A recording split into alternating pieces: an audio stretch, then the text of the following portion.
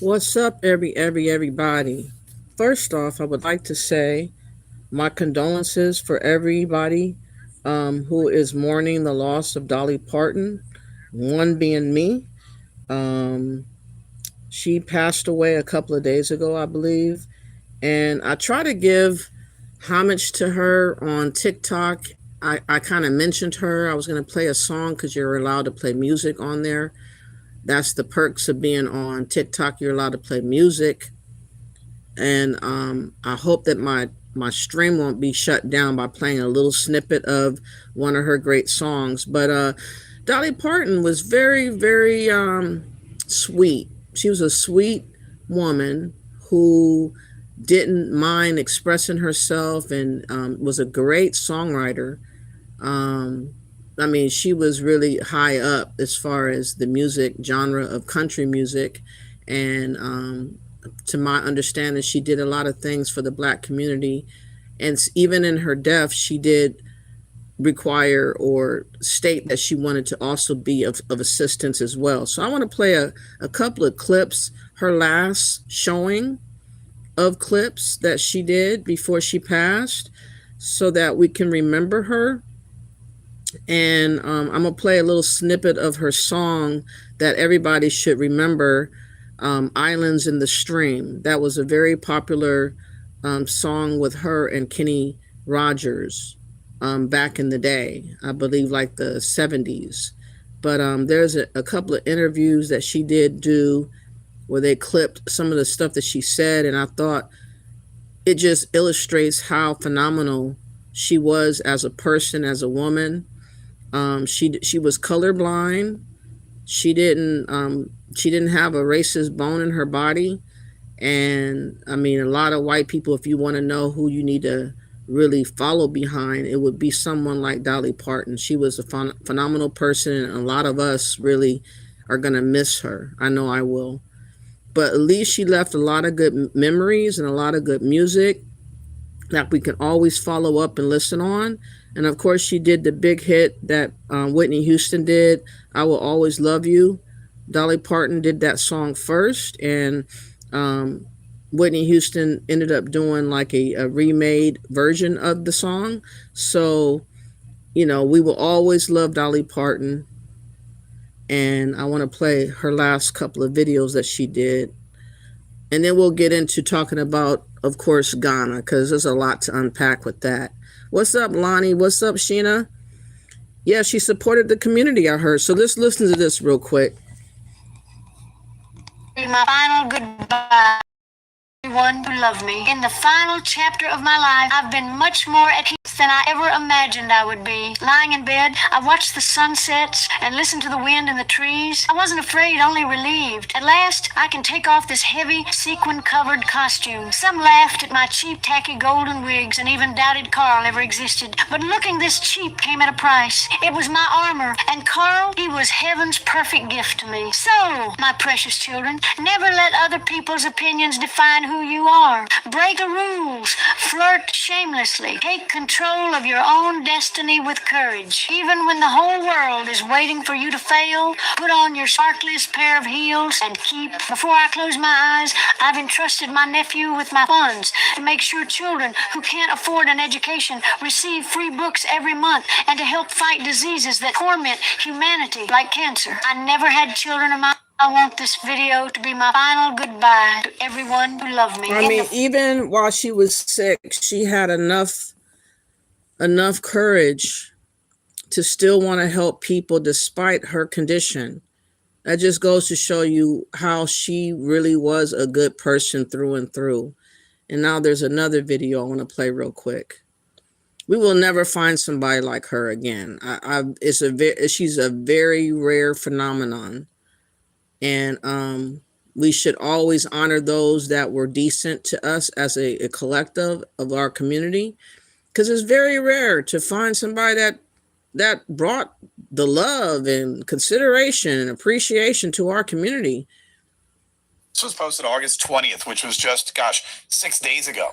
And this was in the middle of her battle, her final battle with cancer. It was an award ceremony that I guess asked her to. They wanted to give her an award, and she couldn't make it, of course, because of health concerns.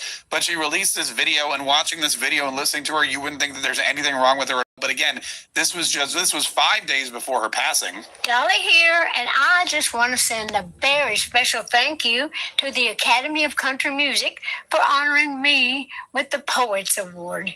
You know, I've been able to do many things throughout my life, but at my core, songwriting has always been the most important part of who I am creatively. Every dream I ever had, and all the dreams that I've been able to see come true in life, well, they all started with a song. Songwriting has been my therapy. Songwriting has been my release, my joy. Songwriting has been a gift from God that has allowed me to touch people with words and music. So thank you, God, and thank you, fans around the world, and everyone at ACMs for giving me this very special award. I mean, hard to believe that that was just 5 days before her passing, but also very apropos that she would. 5 days before her passing, and she had enough awareness about herself to still do her message and her mission, which is spreading peace and love and joy to people, and also give wisdom. You know what I mean? Like, do what you love. I used to be a songwriter myself. That's what I thought I was going to end up being years ago. And life took a turn, and it hasn't been the same. But I do relate to her talking about release, and writing music is kind of like a journal, or what do you call it, a diary that you're revealing in real time to people. It's like a portion of your life that you're sharing, what really happened in your life, good or bad or indifferent. And so that is definitely a gem she dropped, and I really wanted to honor her. So I'm glad I was able to do it before I could drag in this Ghana king. So before I go too far, let me play a little snippet of one of my favorite songs of Dolly Parton and Kenny Rogers. I can't play it long, but I'm gonna play like maybe a minute. Let's see. If you've been hurt in a car accident, it can be one of the hardest times of your life. Let us help you through it. I call.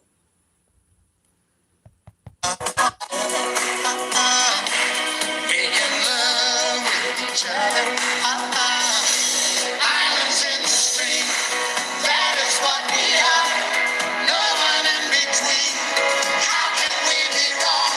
Sail away to another world. And we rely on each other. From one lover to another. So I don't get in trouble, I'll take it off. But yeah, go check out that song if you guys really want to hear a great duet with Dolly Parton and Kenny Rogers. It's called Islands in the Stream, and is one of her biggest hits. But she got so many biggest hits. Remember that song Working 9 to 5? You guys remember that?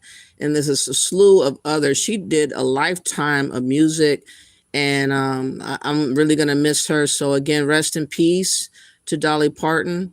My condolences to her family and friends and fans like myself, because I really, really, really liked her a lot, loved her a lot. I really did. So, anyways, transitioning from talking about someone that's a great individual to now transferring over to talking about an individual I have no respect for whatsoever, which would be the King of Ghana. He made an appearance today doing a summit talking about money and talking about investing. Now, the question I have for people that's listening to him and believing that he's a good guy and all that, what are the Black Americans who invest in whatever he's asking for, upwards of $4 billion? What are you going to get back?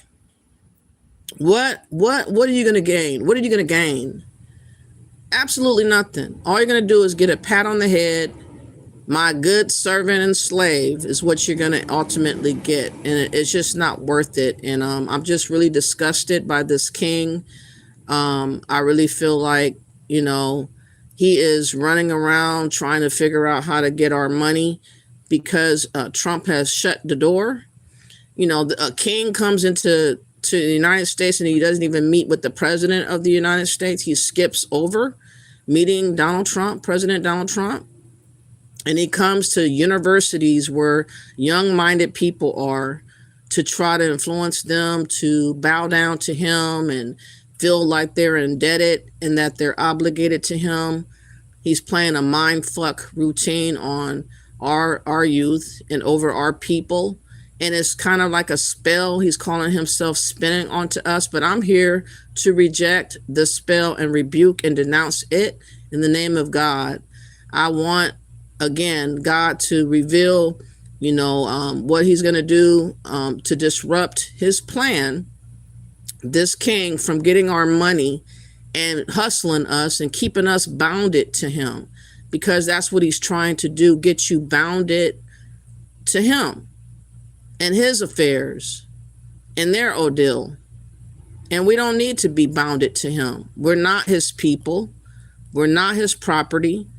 We're not his slave. And yet he's running around acting as if we are. And I'm pretty livid by it, to be honest with you. So to prevent saying something I'm going to regret, let me just pull up this video real quick and play some of the video of what he did earlier. Let me just play a little bit of that. Hold on. Let me find this god awful video. The Domino's mix and match. By the way, if you guys have not yet, please hit that like button. Please share and subscribe. Like, everything is always on us. Like, nothing goes on to the Africans, though. Isn't that ironic? Everything is on us to give a flying fuck about Africa, but not the Africans. And I just think that's pretty pathetic. These people need to get their shit together and stop acting like people owe them something. Now, I'm going to play a couple of other hosts before the king says what he's going to say, just so that you can hear the rhetoric of what these people are talking on. And let me start with this guy right here. Hold on.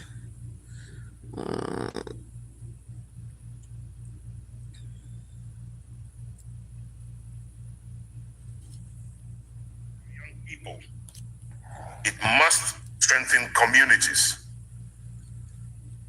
And it must help build an Africa in which our young men and women can fulfill their ambitions at home, rather than feeling compelled to leave our shores in search of opportunity elsewhere.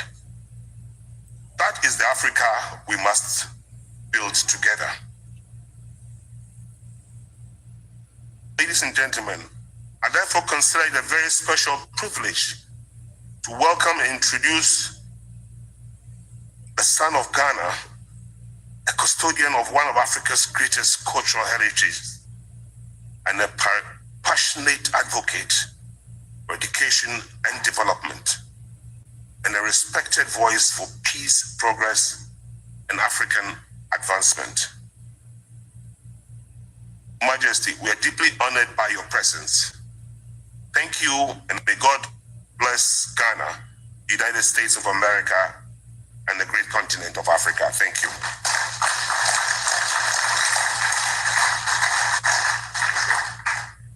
One more time, His Excellency Victor Smith, Ghana's ambassador to the United States.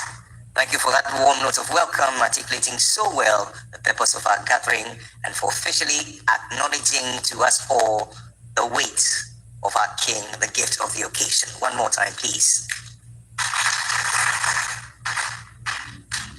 Your Majesty. They barely wanted to clap. They barely wanted to clap. Excitement about getting your money snatched is not an ideal thing to want, okay? I hope that we have some people that's taking notes and going to tell us every aspect of what went on or who was there, things of that nature. I don't know why he sounds like a mouse, why this recording sounds like this, but anyways. Distinguished ladies and gentlemen, we proceed in the program with Remarks from two most consequential voices in Black American civic and business life. The first to speak to us is the President and CEO of the NAACP. Make welcome Mr. Derek Johnson.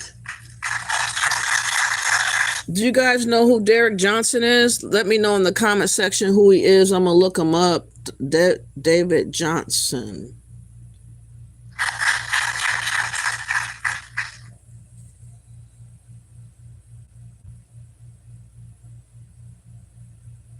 Good morning, Your Majesty, the organizers of this conference. I want to thank you for this opportunity and for your vision.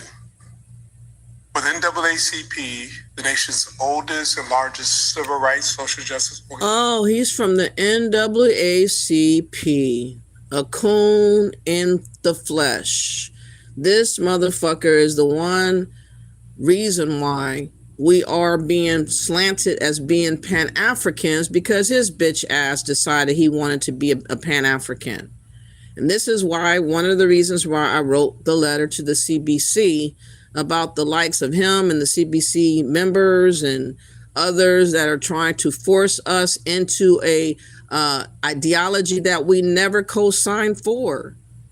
We're not Pan-Africans. We're just trying to be Americans and live our life and help our community out with the people among us in our community. We don't want to be stretched thin. We don't want to be obligated to other groups of people from all over the world. We're not wanting and needing to become enslaved by these people. But yet this clown right here is the primary reason why the NAACP is worthless. And he is one of the reasons why, along with all the other organizations that's refusing to give us our own ethnic group, they're saying that it's going to bring confusion to the immigrants. The fuck? We are American. Why would there be confusion? They're not American. We are American. Yeah, it is strange that they're coming to America to invest, but don't invest a damn thing in their own country. Yeah, isn't that funny, Golden, Metro Brown? They don't ever require Africans to pull their money together and put it in one lump sum, some money in some type of bank, to where they can help their people out throughout Africa. No, they skip all of that to come hassle us as Americans, again, because they think that we are beholden to them. They think that we should be bonded to them. They think that we need to be doing service for them. And the likes of the NAACP clown, like here, right here, he's the reason why they have this perception. And they think that because he is trying to make us into Pan-Africans, that it's a done deal. It's not a done deal. You got us all fucked up. We're waking up more and more and more. And I think I might be doing a letter for his ass too. Fuck it. I'll do a letter to his ass as well. Let's go. With over 117 years of service, we deeply appreciate the relationship with the African diaspora. We recognize in this moment, more than any other time, it is important for people of African descent to stand united and strong together. And this is why the word of African descent, we have to repel, because this is how they're calling themselves, forcing us into a relationship with Africa with the terminology of African descent. Do not accept being called African descent. Call yourself, your ancestors, American descent, because they came from America. All the ones that you know of and that truly matter are from America. The one that was discarded, if there is one, that was discarded by the slave trade and thrown away like garbage, we're not claiming them as being African descent. The fuck? They were slaves. They had to be made over and it had to remade their culture, their language, their identity, and everything in between. We're not claiming African nothing because we see what these motherfuckers are trying to do. They're trying to claim us and trying to bond us to them to be obligated and under their rule and subjugate us. So do not ever claim African descent. And this is why it's very dangerous for people running around claiming African descent. And this is primarily the reason why I can't say foundational Black American without saying, I'm not African descent, though. I'd rather be Indigenous American Black, and everything that I'm claiming has to do with America, because people like this are running around making policies and bills and rules and regulations, gathering other people against their will, claiming the African American, claiming the descent of Africa or African descent, and pretty much grouping us all, branding us all towards Africa. And ain't nobody want to be treated like that. I don't give a damn if anyone's offended listening. I'm not African. I'm not going to Africa. I don't give a flying fuck about Africa. It's not my obligation. It is not my purpose, and it's not my mission. If it's Africans' mission, they need to stand up and act like it is. But from where I stand, the only one that's being activated is the Black Americans in America, the elites. They came here to get our money. They didn't come here to be nice and courteous and care about your community and care about your family. They want you to care about their shit. Okay? As African people, we define culture globally. As African people, we recognize the power of unity. But as African people, we also must understand the power of our collective economics. African American born in Detroit, Michigan, I have always been on a journey to understand my identity. As I ran across many individuals in college and in law school from the diaspora, I appreciated the cultural connection. In 2018, when the NAACP convened a group of African ambassadors during the UN, it was at that point where the Secretary of Tourism of Ghana asked us to join them in the year of the return.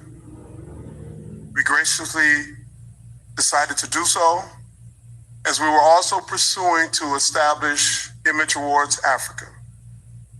And as a result of that conversation, we have been going to Ghana almost every year. That first trip had an impression on me personally. Close to 300 individuals joined us on that journey as we went from Accra to Cape Coast to Kumasi. And I recognized at that moment that the connection between the diaspora is much stronger than the stories that I've heard. Because as we drove through the coastside and I recognized people move around, I seen rural Alabama. As I began to interact with individuals, I seen the faces of my family member. As I began to talk about how people would trade, I seen the Delta of Mississippi. This is an important moment for us all. It's an opportunity to leverage our collective consciousness like never before. Our tools, our treasure. He needs to be taken off of the board. He need not be the president and the CEO serving since 2017 of the NAACP. He forgot his mission. He forgot his mission. The mission is about Americans in America. Again, it's not right that we do not have our own organization specific for us here in America. It has been hijacked by immigrants and Pan-African ideology against our will. We don't have a clear-cut organization that's focused on Black Americans solely. It's shared And when it's shared, it means that we're being buried underneath everybody else's agenda and priority. And we're taking the back seat and not even seen or heard. Yeah, I think I'm going to write him too. I think he's going to be one of the ones I'm going to do another letter for, to kind of like smack him upside the head and ask him, what is he doing? Because again, he's not even considering us as Americans. He's not even considering our wishes to stay clear of dealing with Africa. Who says we have to deal with Africa? Okay, he's saying we got to deal with Africa. We're African people. No, we're not. That's why the delineation is becoming a very big thorn in their side, because we are rejecting everything that they're trying to force on us. We say we're not African. We're saying we're not African descent. We're saying that we are American. We're saying that we don't want to be connected to Africa. And it's all our priority. It's our prerogative that we maintain our sovereignty. That is what's most important. You guys will realize eventually, when it's all said and done, all the things that I've been talking about, I've been a stickler to these points: sovereignty, autonomy, consent. You don't have those three, you are a slave. And they're trying to work around our sovereignty, our consent, and our autonomy by imposing other stuff on us and moving without us, having this king come here without our knowledge. We have to get leaked information. We got to find out the day of or late that this is even going on. This NAACP didn't mention a month or so ago that this king was coming.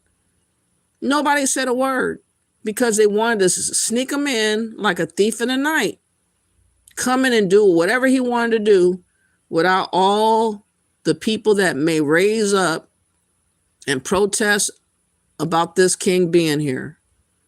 That's why they moved the way that they're moving, because they don't want to see no backlash or anyone countering any of this stuff going on. But that means that they know that we're not in agreement to it. Because if he didn't think on these things, he would have just brought the king here and let us know. He wouldn't have had no qualms about us knowing. But he made sure to keep it a secret, a hush-hush secret for as long as he could, so that this can come off as we all were in agreement to him being here. That's the perception in which he's trying to display. But yeah, I'm going to write a letter to this bitch.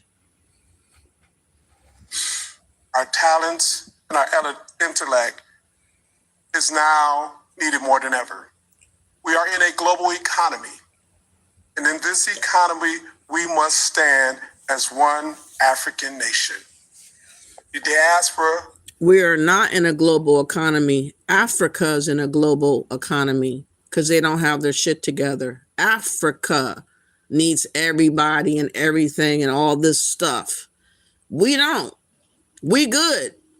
We're in the greatest country ever. We don't need shit. The fuck? What are you talking about? We're not a global citizen. That's the type of depiction they're trying to put on us, that we're global citizens of the world and that we're African people. We're just the same as anyone else that's melanated, and we're not. We're American with a status and a protection of a birthright that nobody else has. And that's why all these deportations, pauses of visas is happening. All this other stuff is going on with these immigrants all over the place. We're not the same. And we shouldn't be considered the same because we are American. We're not them trying to become us. You can't become us and be considered me. Okay, we're the real McCoys over here. They're fake. They're trying to make it. They're trying to do whatever they can to squeeze in and pretend like they're one of us, and they will never be. And we're never going to accept this notion that we're all the same, because pretending that you're all the same with an immigrant means you're demoting yourself to the immigrant status. And that's why they want you to think that way. But Trump has done us a favor by exposing everything about the desires of the true essence of immigrants. They're trying to become what we are. They don't want to go to Africa and build nothing. They don't want to go and get this peace in Africa that they claim that they have over there. They want us to go over there and swap places with them. So all the lies that he's telling right here is just that, a lie. As riches untold. And if we connect all of our riches, we are the most powerful collective nation of the globe. Your Majesty, your vision is strong. I want to thank you for gathering us. We should leave here. We should leave here after this conference more focused, more determined to work together, to grow strong together, to prosper for our children together. Peace and power. So trust and believe they're going to be looking to get money from the NAACP instead of them giving us the money to help our community. He's going to be trying to give this man some money from the NAACP. Okay, they are traitors. These motherfuckers are not for us. They want to demote us to a status of an immigrant and take our wing, our wind from our wings from us. But don't you let them. Warm and very constructive thoughts. The President and CEO of the NAACP, Mr. Derek Johnson. Thank you ever so much. We now proceed to hear from the President and CEO of the U.S. Black Chambers Incorporated. Make welcome Mr. Ron Busby.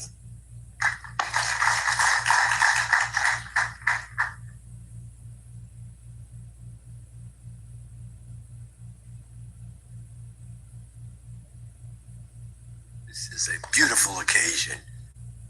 Good morning, Your Majesty, distinguished guests, business leaders, entrepreneurs, and friends.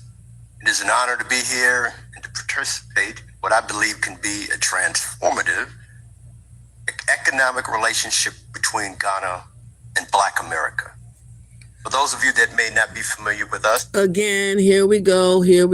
We do not want any future with these wicked, demonic individuals who worship a stool, a golden stool. We don't want nobody that had any ties to slave trade and has pride in that. He did not repent about slave trade. He acts like that's an honor. We don't want nothing to do with these people. That's what I'm talking about. These people just be throwing our names in the mix, making it seem like we all in this together. Ain't nobody agreed to shit. And that's why they need to know. I didn't catch his name. Let me see. What is his name? Collective nation of the globe. Your Majesty, your vision is strong. I want to thank you for gathering us. We should leave here. We should leave here after this conference more focused, more determined to work together, to grow strong together, to prosper for our children together. Peace and power.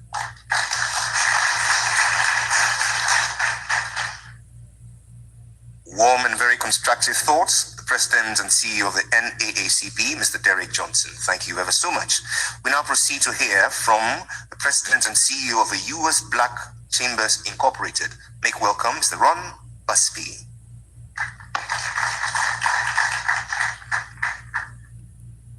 I don't know who that is. I don't even know how to spell that name. But if you guys know how to spell his last name so I can look him up, I will.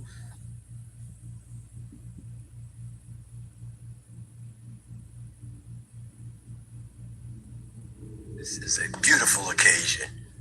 Good morning, Your Majesty, distinguished guests, business leaders, entrepreneurs, and friends. It is an honor to be here and to participate in what I believe can be a transformative economic relationship between Ghana and Black America. For those of you that may not be familiar with us, my name is Ron Busby. I'm the president and CEO of the U.S. Black Chambers, Inc. Also, Ron Busby. Okay, I need to look him up. Busby. Ron.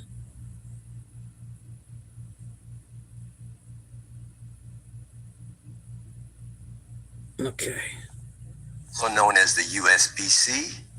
Also, our tagline is the national voice for Black business. We are working diligently to become the global voice of Black business. We represent a national network of 178 local and state Black chambers across the country and 385,000 Black-owned businesses across the United States. Our network reaches businesses across virtually every sector of American economy, from construction, infrastructure, engineering, energy and manufacturing, to technology, financial services, healthcare, agriculture, logistics, real estate, hospitality, and professional services. On Tuesday evening, I was honored to join you at Howard University. Your Majesty reminded us that Ghana is known throughout the world as the pillar of peace. That immediately resonated with me because the U.S. Black Chamber was founded on what we call our 6 key pillars. Our pillars include advocacy for strong Black-owned businesses, access to capital and investments, contracts, as we understand that Black America's businesses' future, 95% of that will come outside of the boundaries of the United States borders. It's about contracting opportunities, entrepreneurial training. As I visited Ghana, it was ironic to me that when I left, your businesses were online following our training exercises here in the United States. Our 6th one is around chamber development, and lastly, it's media information to make sure that not only African Americans understand what's going on globally, but global Black Americans understand. So the message is simple. Here we go. He talking about global Black Americans. Okay, we are not a global citizen of the world. Okay, we are not beholden to Africa. We are not obligated to do a goddamn thing for Africa, for Ghana, for any of them. And this is not hate speech. This is just obvious observation and me just dispelling this bullshit that he's saying right here. Again, why don't you get the immigrants to be global citizens and go home? Could you do that, Ron Busby? Why is everything on us to change?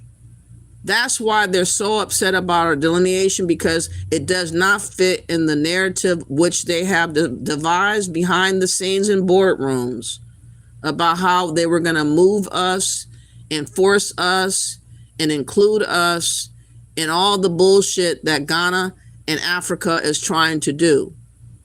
Again, they have more than enough people on that continent, more than enough people that's been fleeing all over the place to go hit up about all these different proposals, but they're not bothering them. They're only bothering us, and it's really pissing me off. I heard you say that Ghana had and was coming here to look for a $500 million opportunity. Ghana brings to the world the pillar of peace. U.S. Black Chamber bring our 6 pillars of economic empowerment. The question before us is, what can we build together when we merge those pillars? The answer can be a new and powerful economic relationship between Ghana and Black America. Because when we talk about Black America as an economic partner, we're not talking about abstract ideas. We are talking about an existing network of 178 chambers, 385,000 businesses, with headquartered here in Washington, D.C. on the 7.8 acres, which is formerly the BET campus. And together we bring and are supported by generations of Black businesses, the experience, the training, and an expertise. U.S. Black businesses have expertise, we have experience, we have capacity. And then His Majesty, the headlines in the United States right now brings that Ghana is bringing $500 million to the United States to invest. When I read that, I thought, now that's the ingredients for something very significant. Ghana has the opportunities. Ghana has capital.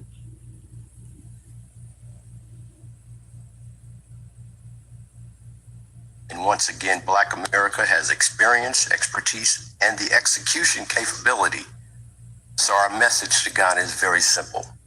And again, volunteering Black Americans to do whatever they want is not consent, it's not sovereignty, it's not acknowledgement of us being Americans. They are breaking the rules, they're violating Black Americans to even suggest that we need to be in proximity to Ghana or Africa as a whole, working with them. All they're supposed to do is offer and ask. And once we decline and say we're not interested, the conversation needs to move on. But they're acting like this has to happen. This gotta happen, whether we like it or not. That is the sentiment that they're trying to make right here. This is why this man and the other guy before him, the Derek Johnson, will be getting addressed soon. In about another month, I will be writing him another letter alongside of the State Department as well. I have a lot of letters to write, but the point is that I'm building a case. I'm building a case against all these people that have violated us and continually think that it's okay to just volunteer people against their will. They need to be sued. Why not? You want to take the liberties and freedoms from us and volunteer us to be bonded to Ghana and to Africa against our will, then why won't we take a page out of your book and volunteer your money to our bank account for harassment and everything else that you're calling yourself trying to do? You said African owned at property. Exactly. At a lie. No coalition. No, they don't. Here we go. Invest with us. Let's combine Ghana's capital and opportunity with Black America's expertise. Let's build together. Let's develop infrastructure together. Let's create industries together. Let's use that capital to attract even more capital. And let's create a relationship that produces growth, development, jobs, ownership, and wealth on both sides of the Atlantic. I want to be very clear, Your Majesty, about the scale of our ambition. Black American business owners want to be Ghana's #1 trading and business partner.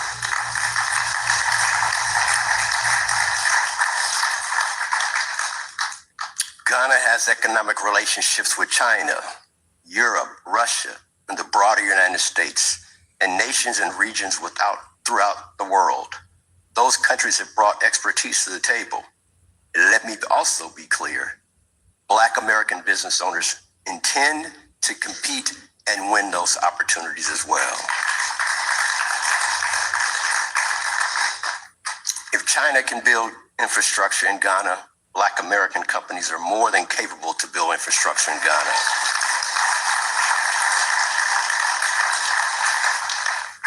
If European countries can provide financial and professional services, Black American firms are ready, willing, and able to handle that business as well.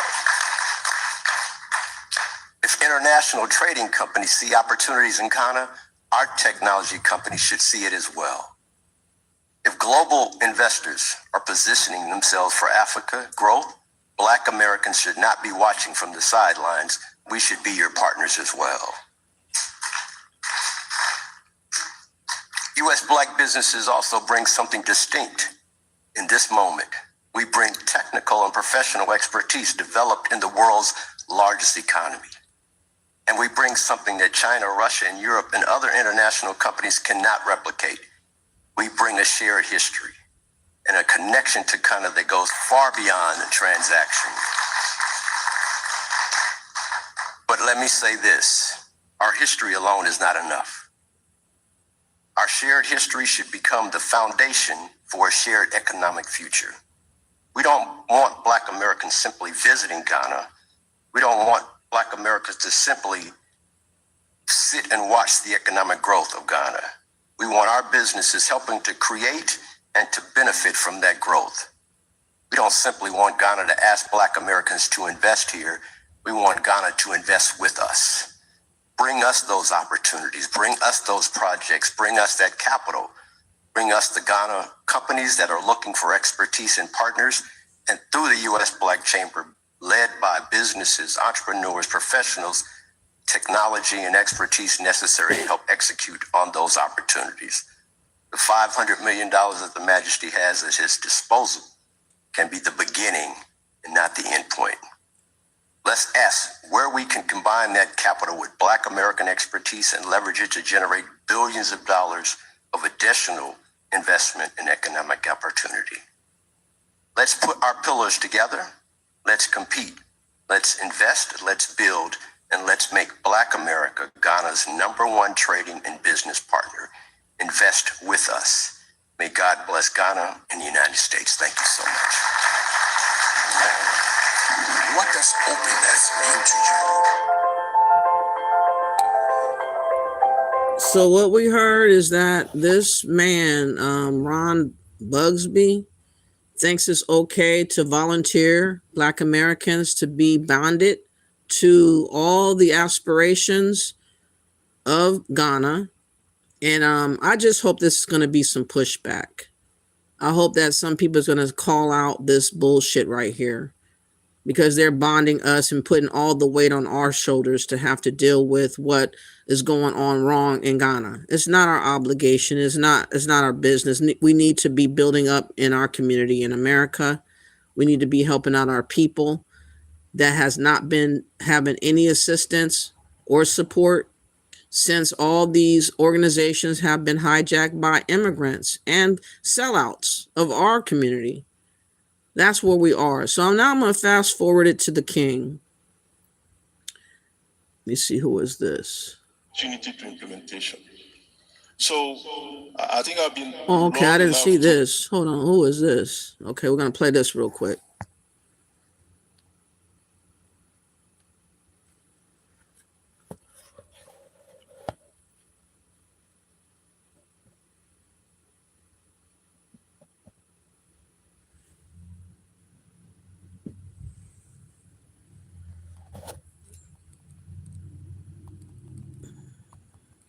Institutional bankable projects and stable demand.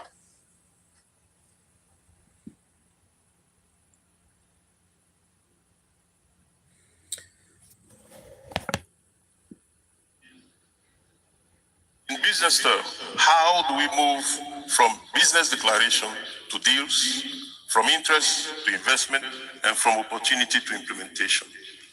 So I think I've been long enough to really set the stage, but to help us unpack this very important topic, I'm delighted to have with us the Honorable Rita Jo Lewis, who is the former President and Chair of the Export-Import Bank of the United States, whose experience span from trade, finance, but also international partnership.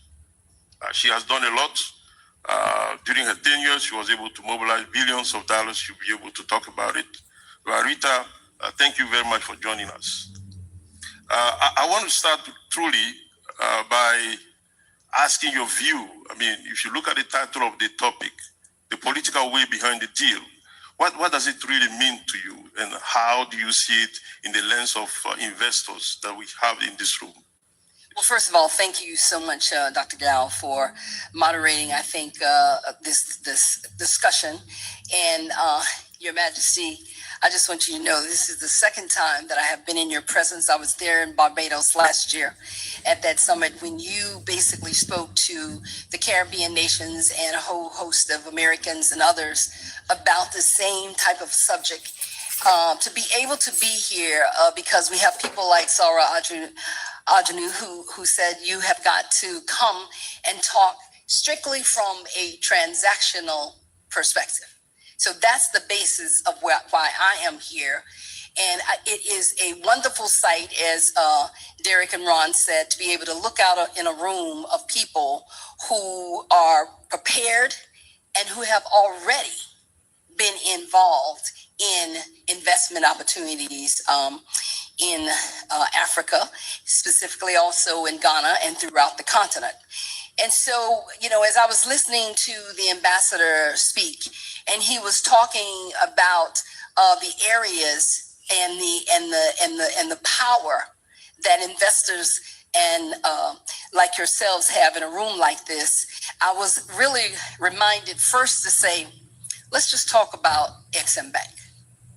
Exim Bank is America's official export credit agency. I was very fortunate, Your Majesty, to be able to be the president, chair, and the CEO of a $135 billion authorized agency in the United States government, which is still moving aggressively along today.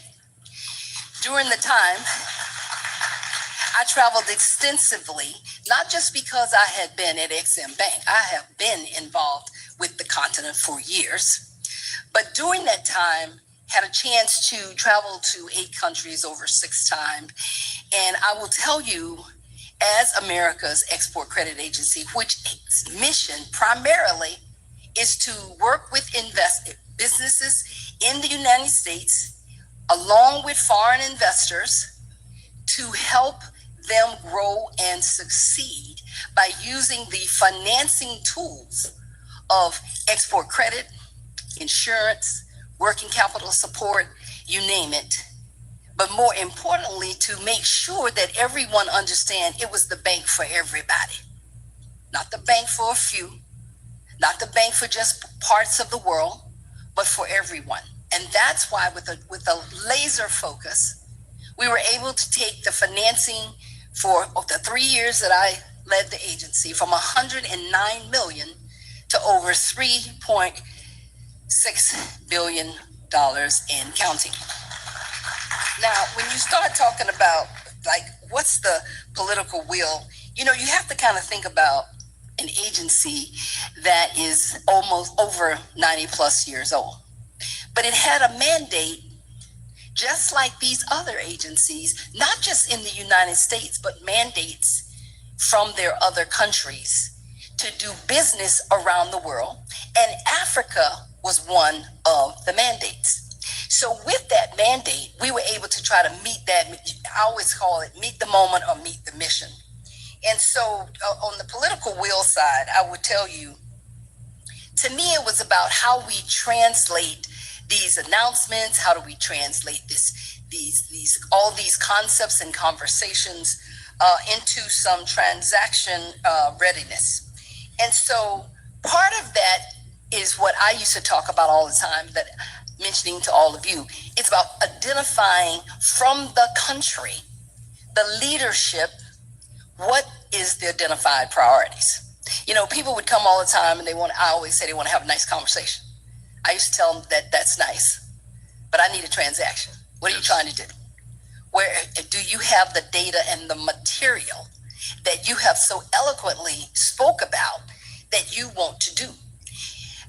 Do you have the work that can back up what you are proposing? Because there are a lot of needs out there, and in those needs, identifying the priorities. I also wanted to know, where are the decision makers? Who are the people that's coming to participate and really be the ones who can actually also execute? Because within individual governments, all the ministries have to be aligned with the president or prime minister and the leadership's will that they want to get a financing done. And so one of the things that I often saw that would kind of stall some of these efforts was that some of the execution framework was always missing.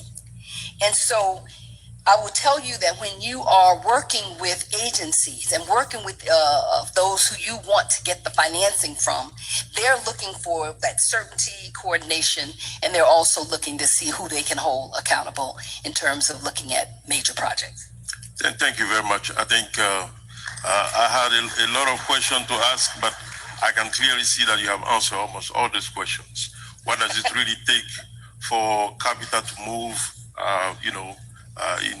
into Africa? And what should government do Yes. in making sure that this money is available? You know, the table is already set. You're setting that table every time leadership comes to America or to a potential investor.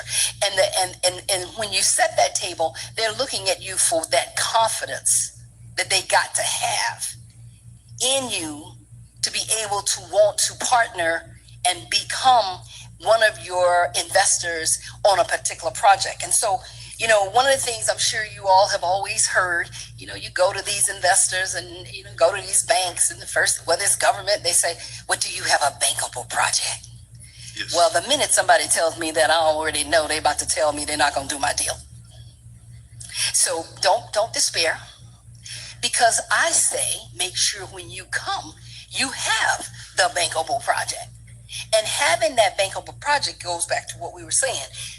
Where's the capable sponsor?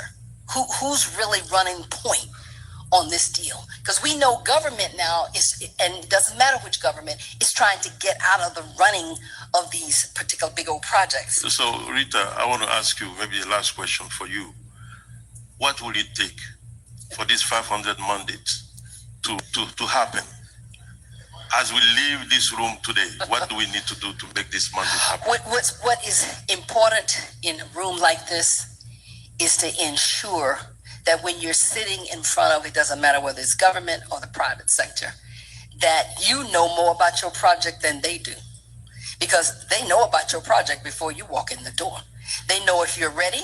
They know if you're not ready. They know if you fired somebody already, you hired somebody else. They know if the government is not stable. They know if the procurement has not been done. So what I was always looking for was, how are we going to execute? So for me, it was about, let's get to yes, not get to no. Because a lot of times when you're in front of these individuals that you're working with, again, they have a whole lot of plans and a whole lot of good words to say and declare, but what it all falls down to is the people, and the people that they're asking for happen to be Americans, and the people that they're trying to get investments from is from us. And I don't think that is worthy of our time and consideration, because again, you're not getting nothing back from the investment that you give. You're hoping and wishing and praying for something to come and realize and materialize later, but it doesn't necessarily have to do that. And they know that. So they're just spinning their tail, their wheels, telling you whatever you want to hear, trying to make it sound like it's possible to do, but hard cold cash is what they're asking for. And, you know, who's going to give their hard cold cash to corrupt people? I hope none of our Black Americans will. I hope that there's a stirring of people that's going to go off and say, hell no, I'm not giving my money and my time and my expertise to Ghana. They got more than enough people. They got 30 million people over there, and they got probably a few million that's all over the world. Have them come back and invest. Leave us the fuck alone. So now I'm going to find this king and let him spew his rhetoric, because he's the main speaker. And so you guys can hear his mumble jumble. But here we go. The second, Asante Hine, king of all Asante, home and abroad.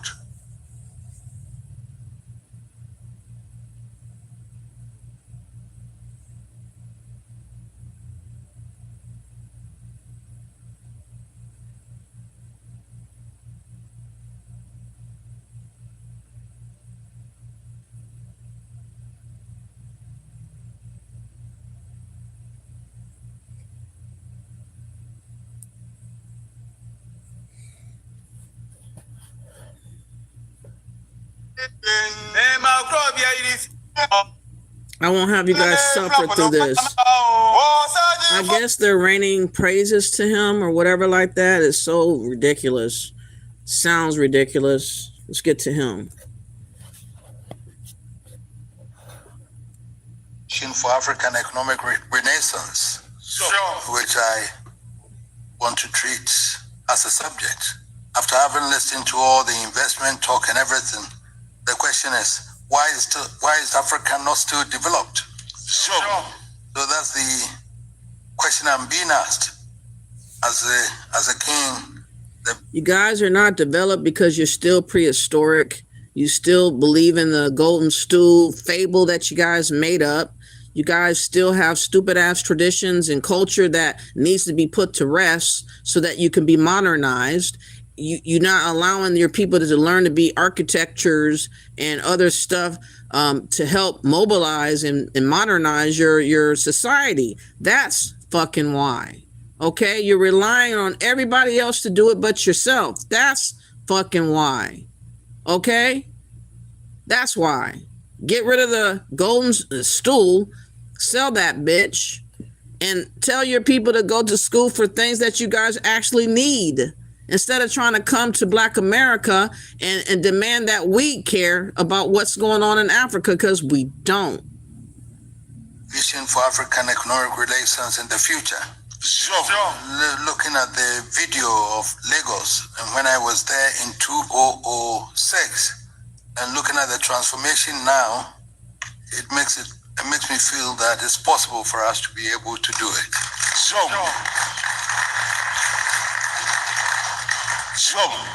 I consider it a privilege to address you at this important gathering in Washington, D.C. And I bring you greetings from Ghana, and then from a continent that stands today at one of the most important turning points in its modern history. We meet at a time when new technologies, changing supply chains, shifting centers of production, new energy systems, and the rapid emergence of young consumer markets are reshaping the global economy. At such a moment, every serious investor is asking where the next generation of growth will come from. Every government is asking where future industries will be located.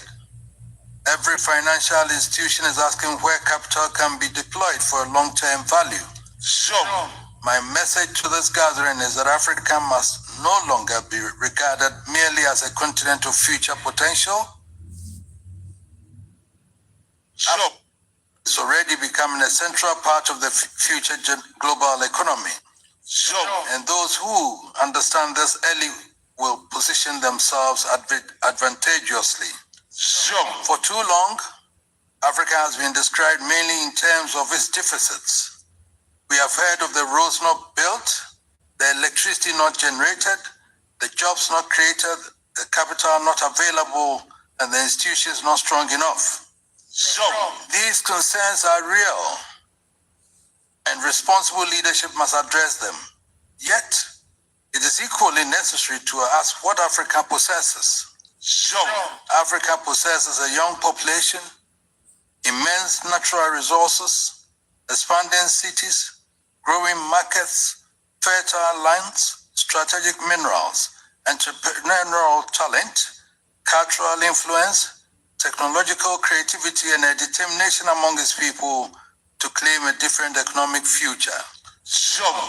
The great error would be to continue looking at Africa only through yesterday's problems while ignoring tomorrow's opportunities.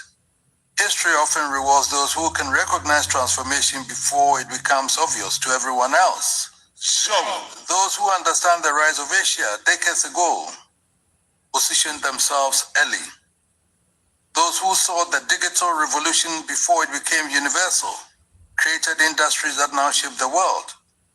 Africa must now be studied with the same seriousness, not as an object of charity or sympathy, but as a continent in which significant economic value will be created over the coming decades. The African economic renaissance I speak of must, however, be different from the economic structures inherited from the past.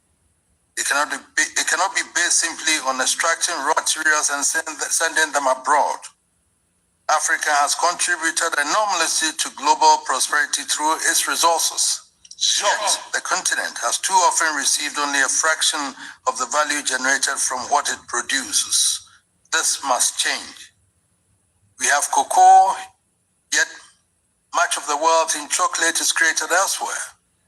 We have gold and other valuable minerals, yet refining, processing, and advanced manufacturing often take place beyond our shores. We have bauxite, manganese, lithium, cobalt, and other minerals that are increasingly important to modern technology. Yet, our participation in the value chain is often concentrated at the earliest and least profitable stages. We have agricultural land, yet we import food that could be produced locally. We process natural wealth, yet too many communities near that wealth remain poor. The new Africa must therefore be built on value addition. Our ambition must not simply be to export more, but to produce more value before we export. We must refine what we mine, process what we harvest, manufacture what we consume, and increasingly develop African products for global markets. This is not a rejection of international partnership. It is an invitation to create a better kind of partnership. To the investors gathered here, I say that Africa needs your capital, technology, expertise, and access to international markets. But Africa also seeks partnership that help create enduring productive capacity. When you invest in mining, help us develop our refinery and processing capabilities. When you invest in agriculture, help us to build storage, packaging, and food processing industries. When you invest in energy, help us strengthen local engineering and technical skills. When you establish technology companies, train African programmers and develop African managers. When you invest in health, help us build pharmaceutical manufacturing, diagnostics, and research capacity. Investment should leave footprints that go beyond financial statements.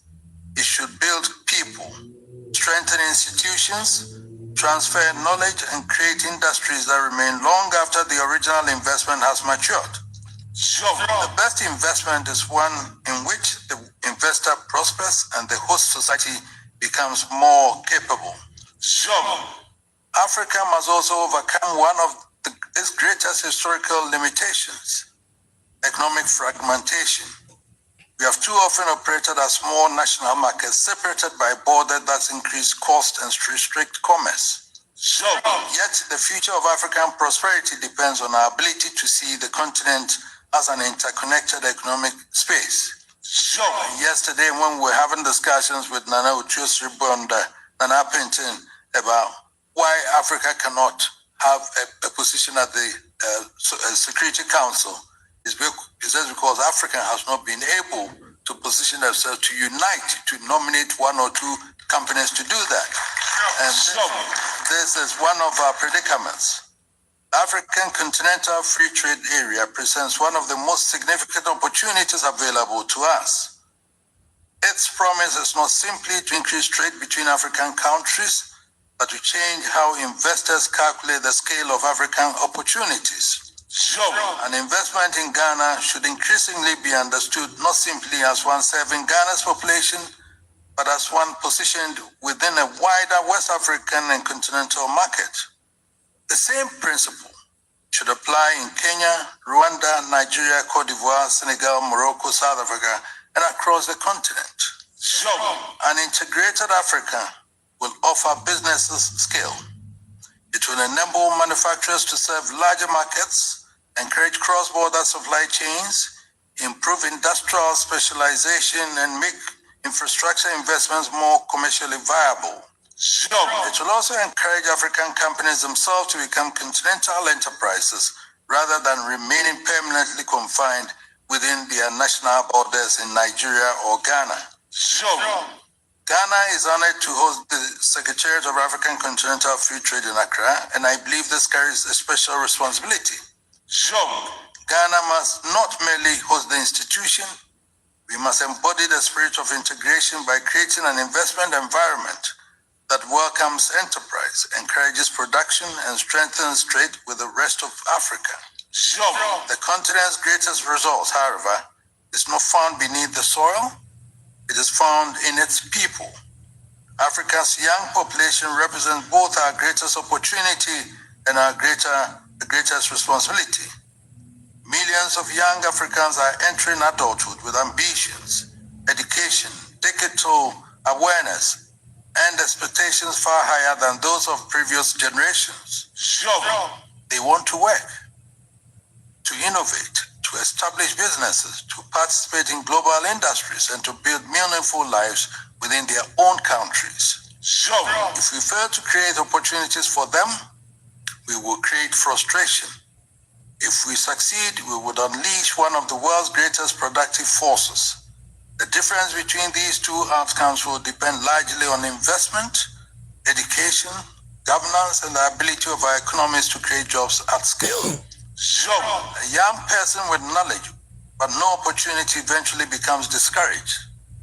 An entrepreneur with a viable idea but no access to capital may never employ anyone. A trained scientist without a laboratory may take their knowledge elsewhere. A farmer without access to technology remains trapped in low productivity. And an engineer without industry may become unemployed or underemployed.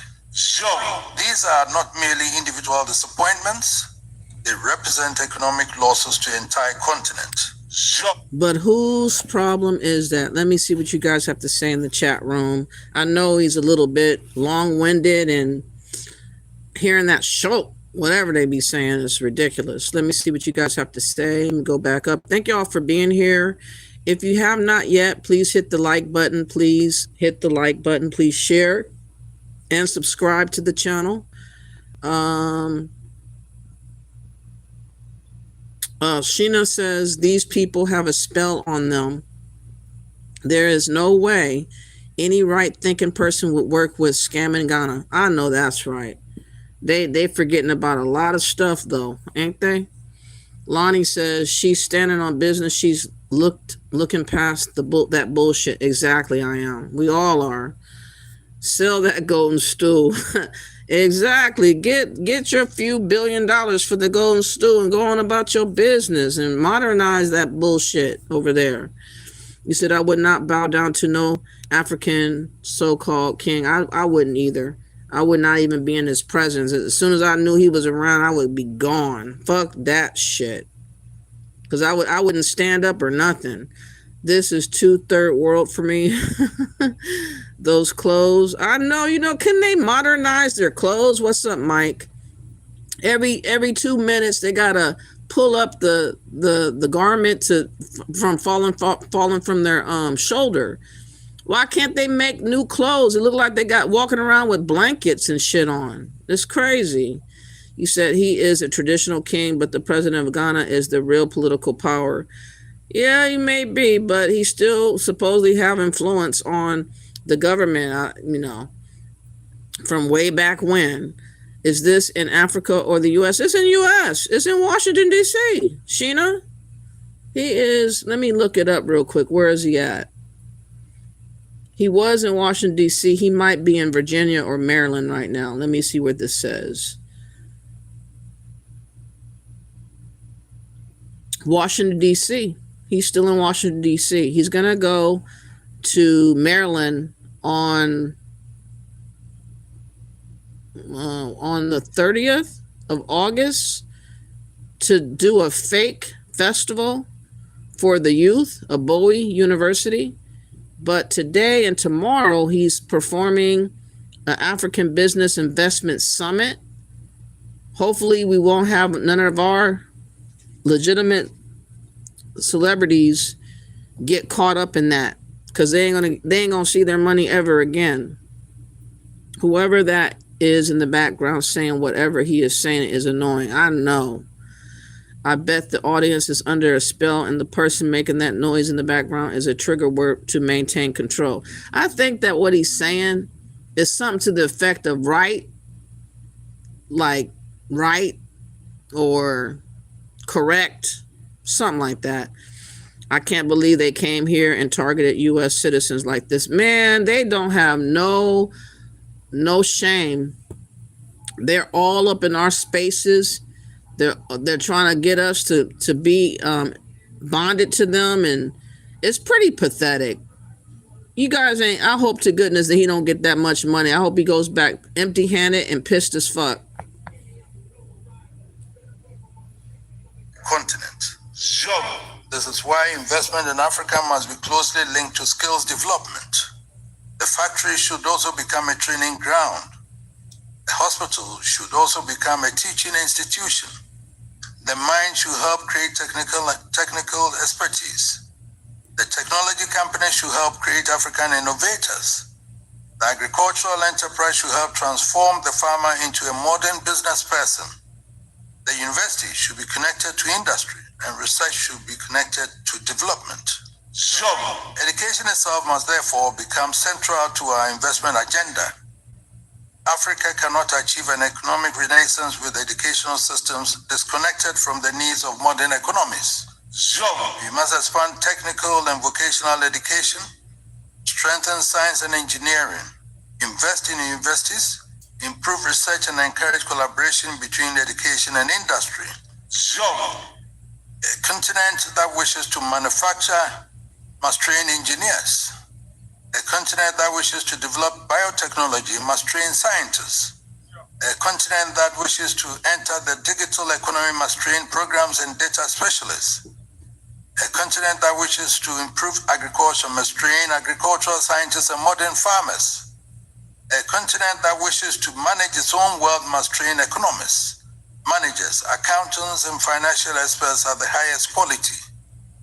Agriculture remains another major pillar of Africa's transformation.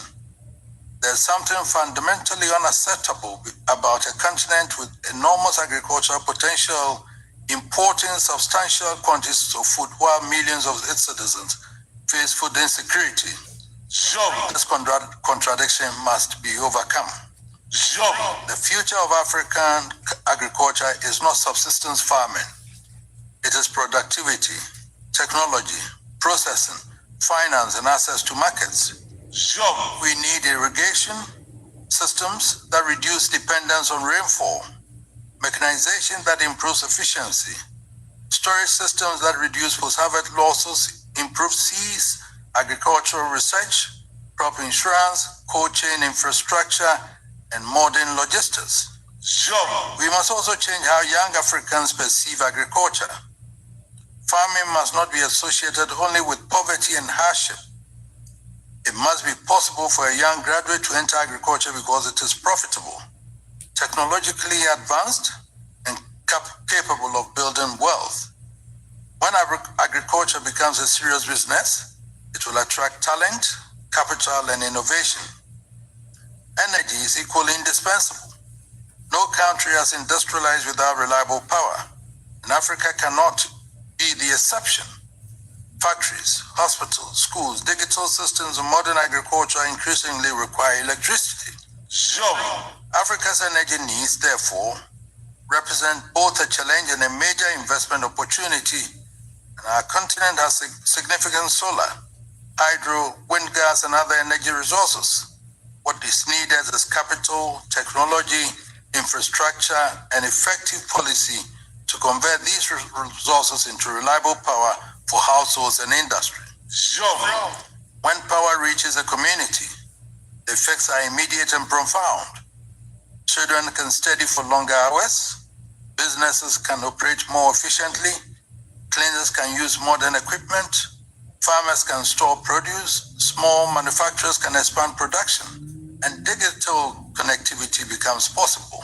Energy is therefore not simply a sector of the economy, it is an enabler of every other sector. The digital economy represents another opportunity Africa must seize. The continent has already demonstrated its ability to innovate in areas such as mobile finance, digital payments, and technology-driven services. But we should not stop there. African companies and entrepreneurs must participate in artificial intelligence, cybersecurity, cloud computing, digital health, e-commerce, logistics, education technology, agricultural technology, and so. Yeah, I remember. That's why I'm going to write him and just tell him off. I'm going to tell him off in a letter. Like, who do you think you are? You know what I mean? This organization was built off of trying to help out American citizens, Black American citizens of America, and you have turned it into an immigrant Pan-African slanted organization without anybody's consent. I know he blocked us from having our own ethnicity, and he's a black American.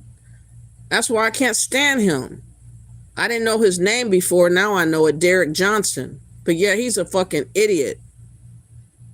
For development. The digital revolution is particularly important because it allows Africa to overcome some traditional barriers to development. A young entrepreneur does not always need a large industrial complex to reach international markets. With connectivity, skills, capital on a good idea, a business can emerge from Kumasi or Kigali and reach customers around the world. Investors should therefore pay close attention to Africa's technology ecosystems. Many of the companies that will shape Africa's future may still be small today. Some may be operating from modest offices. Some may not yet be known outside their cities. Yet history teaches us that large companies often begin as small ideas that found support at the right moment. Health must also become part of the continental investment conversation. Africa's experience during the COVID-19 pandemic demonstrated the dangers of excessive dependence on external sources for medicines, vaccines, diagnostics, and essential equipment. The lesson is clear. Africa must build stronger health industries of its own. This creates significant opportunities in pharmaceutical manufacturing, medical devices, diagnostics, hospital development, health insurance, digital health, biotechnology, and research. These are sectors where investment can generate returns while also strengthening national resilience and improving the lives of millions. The economic case for health investment is straightforward. A healthy population is more productive. Children learn better when they are healthy. Workers perform better when they are healthy. And families are more economically secure when illness does not push them into poverty. Health systems should therefore be seen as essential infrastructure for development. Yet while we ask investors to... Do you want to hear the rest of it, Sheena? I think it's like 20 more minutes of this. I can do without if you want me to move on, because I am going to talk about Haiti and some of the things that Trump's doing with the visas being paused.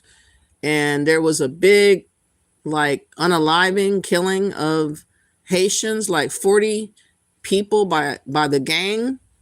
You don't want to hear? Okay, you guys ain't got to hear. If y'all want to hear the full rant from this king, you can go to a channel by the name of, let me see, the name of it is, because I can't take no more. They got more people up here talking about the summit. They got more people. This is a new video on about it now.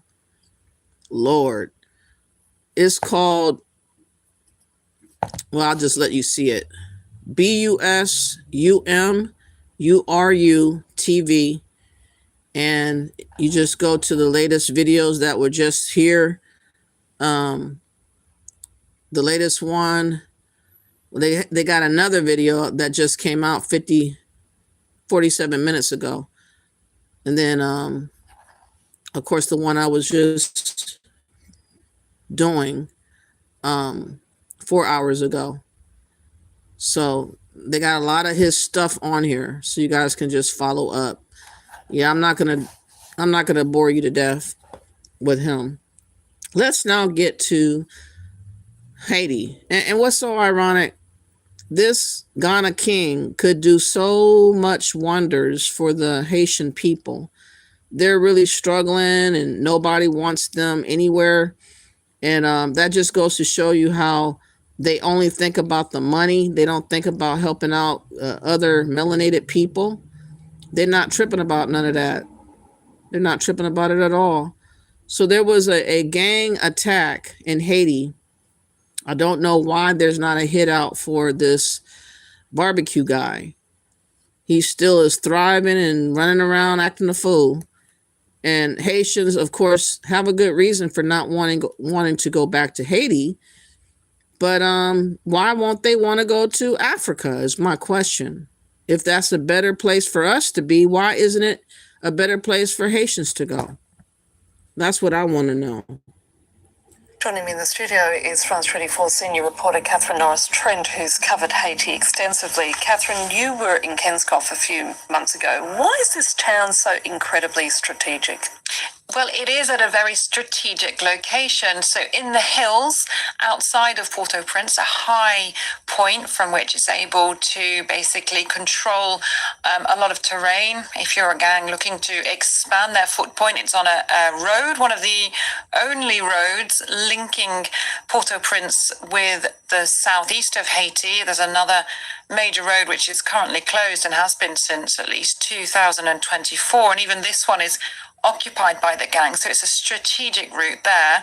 And also, it's a farming area, an agricultural area it was, where a lot of fruit and vegetables and food supply for the capital was grown. So controlling this area for the gangs would give them a real footprint outside the capital. There are other zones in the provinces of Haiti where they do have strongholds, but this would extend their reach on a vital location. And the terrain there is very difficult to fight back against the gangs. That's what we saw when we were there. So it's hilly, there's vegetation, there's often mist and clouds. So it's easy for the gang fighters to hide, and it's difficult to spot, even though the Haitian police have been supplied with drones to try and see attacks coming. Clearly, the equipment wasn't adequate, and the gangs were able to surprise them with this major attack. Why is it so difficult for authorities to rein in this gang violence? Well, it is across several different areas, and they are very, very powerful. There's a huge coalition of different gangs. It's Vivansam. And they have weapons which Haitian police do not have. There's a huge flow of illegal weaponry coming from various countries, notably from the United States, and often, war weapons, automatic weapons. They've increasingly themselves have got drones and other equipment too. And the Haitian police has been underfunded, understaffed, there's corruption in it. So you've had these international security missions which have come to try and back up the Haitian police, but so far they haven't achieved big gains. They have managed to push out the gangs out of areas of downtown Port-au-Prince, but they're retrenched elsewhere in the capital and around the capital, and getting them out is going to be a huge task. And since I first went to Haiti to cover this gang war in 2024, no gang leader has been arrested or killed, and so a lot of the population, you're hearing it there, are getting extremely frustrated. They're getting totally frustrated, and there's no relief to be found for the Haitian people. I mean, it's a terrible time to be Haitian, especially if you are being deported, because now if you don't want to go to Haiti, which I don't blame them not wanting to go there, you're being sent a lot of different other places that you don't know nothing about. And it's just a matter of time before ICE swoops in and takes over. And you can't, thank Ghana. You can't thank any other country in Africa for relief, for support, because they don't give a damn. Like they don't give a damn about us. They just want our money. And it's just apparent that, they're hustling us. But since Trump had the judge block 47 different countries from being able to ban them from coming over here, and so he responded by pausing 47 different countries. Let's look at this video real quick. He counteract what the judge did by pausing immigrant visas from all over the world, pretty much. And I don't mind, because like I said, there's way too many people here as it is. Like if they gave a pause for 5 years and not brought nobody new over here for 5 years, we wouldn't miss out on nothing. We still would have too many people here. There is millions and millions upon millions of people that should be going from here, and they're doing everything they can to fight tooth and nail to stay. And it makes, Trump a hard ass, for doing what he's doing. But I mean, I have to give Trump credit because he gave people a warning while he was campaigning the whole entire time, like religiously. I'm going to have the biggest deportation. I'm going to do this. I'm going to do that. He did not mince words. He meant what he said, and he's doing exactly what he meant. And I mean, people could take that $2,600 and decide to go home or go somewhere else and try a new situation, maybe do some research before they go, find the best option for them, and go, versus being put somewhere that you didn't choose. I definitely would not want to go somewhere I didn't choose.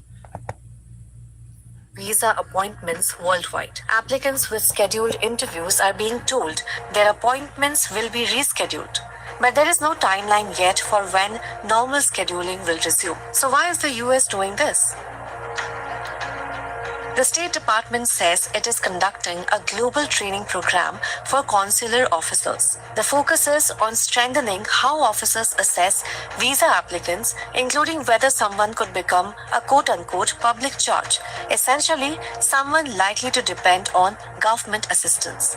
The department says the training will help officers apply these assessments more comprehensively and consistently. For applicants, however, that means more uncertainty and potentially longer waits. The pause comes amid a wider tightening of US immigration policy. Since last year, the administration has required immigrant visa applicants to generally process their applications in their country of citizenship. The latest pause also comes just a day after the administration proposed a $103,265 fee for every CAP subject H-1B petition on top of existing filing fees. The H-1B allows US companies to employ skilled workers from abroad. So scrutiny is increasing across different parts of the US visa system, while costs could also rise for some skilled worker visas. Trump's immigration policies have also faced legal challenges.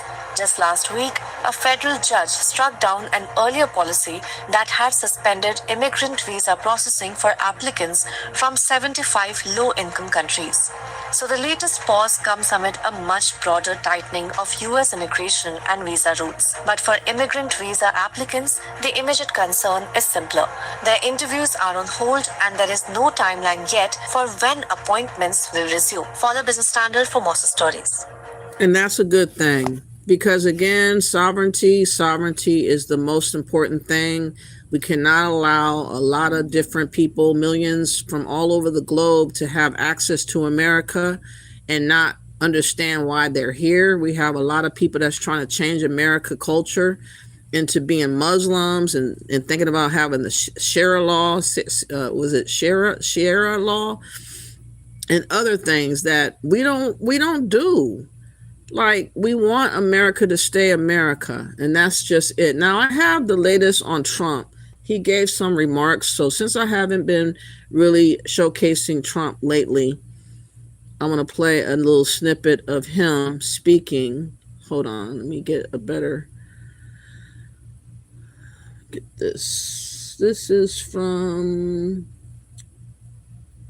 Fox. If you guys have not yet, please hit that like button. Please share and subscribe. I would greatly appreciate it. We have a lot to catch up with Trump.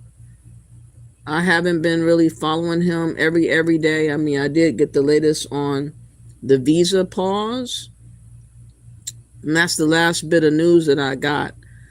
I kind of like been out of the loop maybe a week or so. But we're about to catch up real quick and hear what he has to say.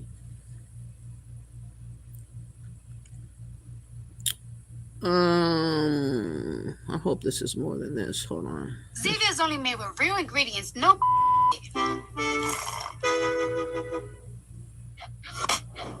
What can you do with cricket? No need to rush the bone. I keep it.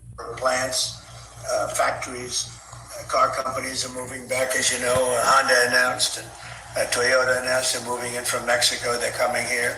And numerous plants are coming in from Canada. They'll be announced shortly, but numerous plants are coming in to the United States from Canada. Also, Japan South Korea, and Germany. So we're doing things that nobody's ever done before. But the stock market just hit 81 times in a short year and a half period. It's just hit its all-time high again. I want to congratulate Darlene Graham on her tremendous victory on Tuesday night. And she's sailing now. She's really doing great. She's still got to run against a radical left lunatic. And the South Carolina people are not going to stand for that. I know South Carolina very well. I won it every time by record numbers, have the all-time record by millions of votes. But I just want to congratulate Darlene for having run really a great race. And she's going to be a great senator. And the people love her. There's something about her that's very special. She's got a little Lindsay in there somewhere. Got good genetics. So Lindsay's looking down very, very happy and very proud of her sister. So congratulations, Darlene. And finally, I guess the purpose of this more than anything else is we're going to be changing the name of Lake Ontario, effective immediately, to Lake America. That's going to take place right now as I sign the order. Do you have anything to say about it, Ben? Yes, sir. So this is a straightforward but important executive order. It directs Secretary Burgum at the Department of the Interior to update the Geographic Names Information Service to reflect that the lake once known as Lake Ontario will, from this day forward, be known as Lake America. This is a lake that has most of its volume in the United States. The deepest parts of the lake sit in the United States territory. So this will reflect that this is an American lake. Thank you. Okay.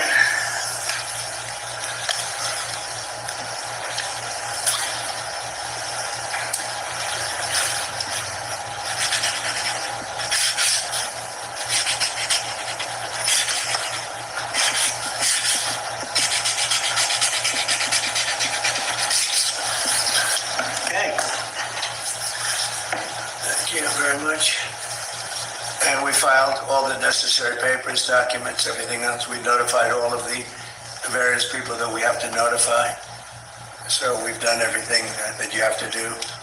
And this is official, effective immediately. Do you have any questions, anybody? Mr. President. Yes. That video you put up yesterday, you crossing out Lake Ontario and writing Lake America, it's been seen by about 30 million people, maybe more, across all social media platforms. What message are you sending to Canada with this move today? Why is this such an important thing for Well, you to do? it's an interesting question. No message. As you know, Canada's been ripping us off for a long time on trade, very sadly. Even the military, we defend Canada for nothing. We don't get anything. They don't pay us to defend Canada, but we defend Canada. And they understand that. As an example, we bought icebreakers. They'd like to use them. We have 11 brand new icebreakers coming in. They'd like to use the icebreakers. They don't pay for anything. And they want to be treated like a state, but they're not a state. But they want to be treated like they're a state. And so we just can't do that anymore. We lose on average over the last 15 years, $60 billion a year carrying Canada. So we just can't do it anymore. We love the people of Canada. I don't think their representatives do an appropriate job. Maybe they'll change. I really don't know. I mean, it doesn't make much difference. But we can't let the whole Canadian thing that's been going on for decades, and it has to come to a stop. So we're going to be doing tariffs on their cars that are coming in at a substantial level, because we want to make the cars here. We don't want, they can make their own cars if they want. And they can continue to make their cars for Canada, but we don't want them to make cars for the United States of America. It's very simple. Likewise, many other products. So the lake change, Lake of America, was something I've been thinking about for a long time, actually. As you know, we took something called the Gulf of Mexico. We changed it, and now it's very routinely the Gulf of America. So if you think about it, we have a Gulf and we have a lake. Now what we need is an ocean. So maybe we'll have to change the name of the Atlantic and or the Pacific. Maybe we'll change them both. Why are you so focused on doing things like this towards America's allies instead of doing things that... Well, they haven't treated us well. The Canadian officials have treated us very badly. They're nasty people. They charge our farmers 400% tariffs. They've been doing it for a long time. And I had them figured out in my first term, and I did some pretty strong things and had it getting pretty good. And then the election was rigged, and now I'm coming back and doing it the way it and finishing the job. But they treat us very badly. Canada treats us very badly. I would say that of all countries, as you know, we have President Xi coming in a couple of weeks. We deal with a lot of people. People oftentimes, they'll ask me, who's the worst to deal with on trade? And I said, that's easy, Canada.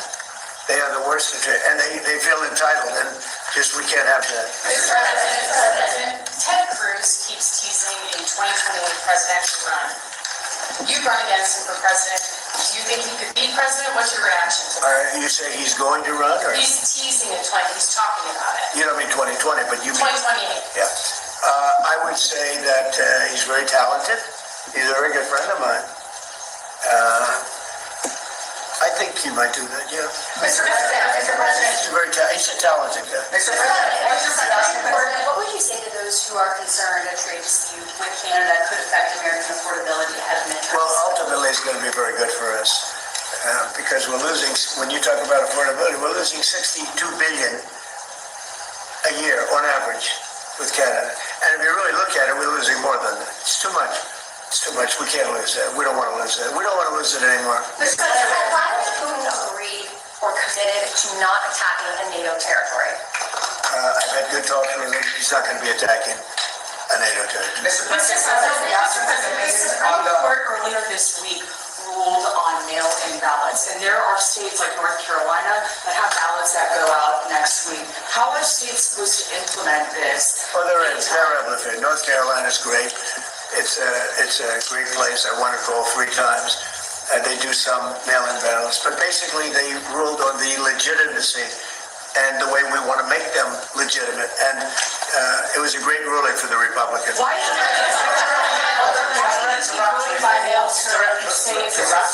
deliver a warning to Russia not to attack NATO territory during his... Well, I don't want to comment on that, but they're not going to attack. What's your reaction to the Americans missing in Nepal? It's terrible. No, and we've called Nepal and we've offered any help that they need. You know, we have a very good relationship with Nepal, and that was a brutal. That wasn't just. That was mud and water. It's a mixture. Nobody's ever seen anything quite like that. We're very powerful, strong. You know, strong, well-built buildings were wiped out like they were toothpicks. That's a terrible thing. No, we are sending aid, and we've spoken to the leadership, and we let them know anything they want, we'll have. And there were 50, maybe 60 Americans over there. We haven't gotten a full list yet, but hopefully they're okay. But that looks like something that people will not be. Somebody will be lost, unfortunately. There is reports that Vladimir Putin is meeting with the president of Iran to talk about a nuclear agreement next week. Is there concern in the administration, in the White House, that these countries aren't taking economic D-Day seriously, that they're going to continue doing business with Iran despite the warnings? No, Iran is right now, they're not paying their troops. They're in deep trouble. They have very little capacity. Last night we took 24 boats through the strait. We're taking them through all the time. I say it very openly. It doesn't mean we're finished with the military, but we are. The strait is open, as you know. The Strait of Hormuz is open. We have control and we have the blockade. Iran's not getting anything. Nothing is going through. Not one ship is going through. Will you punish Putin or Russia if they continue? Well, it depends. It depends. So far, I think Russia's behaved quite well, having to do with the Strait of Hormuz. And you have to understand, for everything they do, we do also. You know, somebody was saying about China. What about China? We hear they're spying. We spy on them too. That's the way it goes. Why not sanction Chinese banks, though, who are doing business? Well, who said I'm not? You said, why not? I mean, who said I'm not? You don't know if I'm doing it. Well, I don't have to announce everything, do I? Mr. Sir, about what other leaders have you spoken to about this pressure campaign to get them to cut off ties with Iran? About Iran? There's not a lot to speak to. We don't want to speak to them. We're not looking to meet or anything. The strait is open. We're taking a lot of boats. Millions and millions of barrels of oil are coming out of the strait every day. Other countries recognize that. Every once in a while they shoot some, they put some shots at. We totally cleared the strait of, we have the best minesweepers in the world. They're underwater minesweepers. And we've totally cleared the strait of mines. And we're watching very closely through Space Force, which is one of my things, one of my many things. But we're watching, we see every inch of the strait. And any boat goes in with a mine, we see it. And we take it out. We've taken out 2 of them. Thank you. So I'll be going to Texas. And we're working very hard. We want to win that race. He's running against a man who should never be. We have a very good candidate, Ken Paxton. And he's running against Telefrico, they call him, because he is a little freaky. And that's not a man that represents the value of Texas. So I'm going to help Ken Paxton. And I'm going to spend a lot of time in Texas. I have the all-time highest vote in the history of Texas also. And I'm going to spend some time there. We're going tonight. Some of you are going with me. Thank you very much, everybody. Okay, so the latest is that he's renamed Lake Ontario to Lake America. Oh, somebody said something in there. Right, let me see. Hey, let's rename Lake instead of addressing the issues. I think, Scooby, that he is addressing issues. He has a lot on his table, and, he's doing better than anybody could do at this point. I mean, with all the stuff he's juggling, you got to give him a little bit of credit. I mean, he started out the gate with 10 or more million people that were here illegally, brought in by Biden's decrepit ass, and he had to deal with all those extra people here and deal with all the issues that have never been addressed. So I stand with Trump. I voted for him for the immigration policies that he has, and I'm gonna ride with him until the wheels fall off, because that's just the way that I roll. Democrats cannot get back in office because they will undo everything that Trump is doing right now and basically shit on Black Americans for immigrants and illegals. We can't have that. So I'm a diehard Trump voter. So I'm not MAGA, but I am a Trump supporter. Let me see. James says he loves Trump. All right. And America is fighting back, Lonnie says. That's right. Lake America sounds great, Scotty says. No credit for a jackass. Well, I don't know why you would say that. Are you an immigrant, Lewis? I guess if you were an immigrant, it does make sense for you to say something like that. But we cannot be, we are the world over here. A country cannot survive taking care of millions and millions of people from all over the world. That's not possible to do. It's not realistic. We owe $40 trillion right now. What do you feel about that, Lewis? $40 trillion is not small change. Stewart says Trump has had to fight Democrat judges at every point since 2016. Exactly. So, I mean, he's brash. He's not the best talker because he's straight to the point. He doesn't cut corners. He just says it like it is, and a lot of people take that very offensively. People try to say that he's racist, but he's not. He's somebody that's trying to take care of business, trying to take care of this country and make sure that we don't turn into a second or third world. So you have to give him credit for that, because America, if it devolves into a second world or a third world country with so many people here and no controls. Look at what happened in Spain recently with all those immigrants that just came from nowhere. 60,000 people just showed up. Just imagine if we would just have people just bum rush like that. He had to get some order. And you got to use your heavy hand sometimes to discourage people from coming up over here like that. The closer it gets to 2028, you're going to see a reemerging force of immigrants and migrants and illegals trying to make their way back over here. And the only way to keep the successes that is going on right now, because we will see successes probably by the new year, 2027. We got to keep the Republicans in power. That's just the way it has to be. I know that people don't like a black person in particular supporting a white Republican, but Democrats are doing us dirty, y'all. Democrats are all over the place trying to remix us into a whole nother being, trying to force us into being Africans, and we're not African, we're American. They're trying to make us into global citizens of the world, and we're not. They're trying to make us equivalent to immigrants, and we're not. They're very disrespectful to us as a people. Democrats have lost a lot of kudos and respect because they've been bogarting, they've been running over us, they've been dismissing our concerns and considerations. They block us from having conversations with them, the leadership of the CBC, the Urban League, of the NAACP.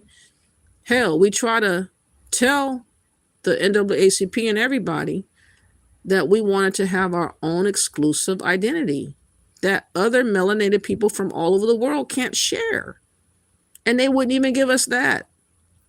They're trying to make us a non-ethnic group.